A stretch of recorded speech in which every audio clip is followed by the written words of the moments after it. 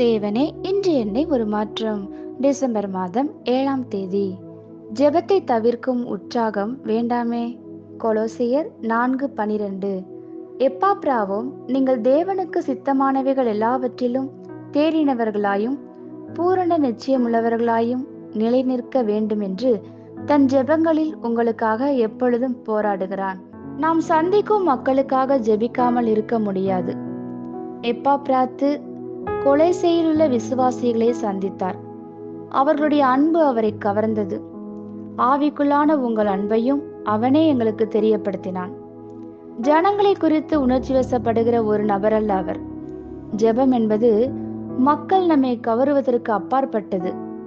ஜெபம் என்பது மக்களுடைய நன்மையில் நாம் அக்கறைப்படுவது. அவர்களுக்காக அவர் ஜெபிக்க மறக்கும் அளவிற்கு அவர்களுடைய அன்பு அவரை மெய்மறக்க செய்யவில்லை. நாம் மெய்மறந்து போகும்போது மக்களுக்காக ஜெபிக்க மறக்கிறோம்.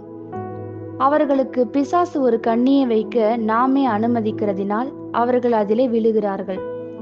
திருச்சபைக்காக தான் பிரயாசப்பட எப்பாப்ராதித்து ஒரு காரியத்தை அங்கே கண்டுணர்ந்தார். அது தேவ சித்தத்தை குறித்தது. திருச்சபைக்காக அவன் ஜெபத்திலே பிரயாசப்பட்டு கொண்டிருந்தான். அந்த திருச்சபையிலே மிக முக்கியமான ஒரு தேவை இருந்தது. தேவ சித்தத்தில் வாழுதல். அவர்கள் தேவ சித்தத்தில் உறுதியாய் நிற்க அவர் கர்ப்ப வேதனைப்படும் ஸ்திரீயைப் போல பிரயாசப்பட துவங்கினார். அது ஊக்கம் நிறைந்தது.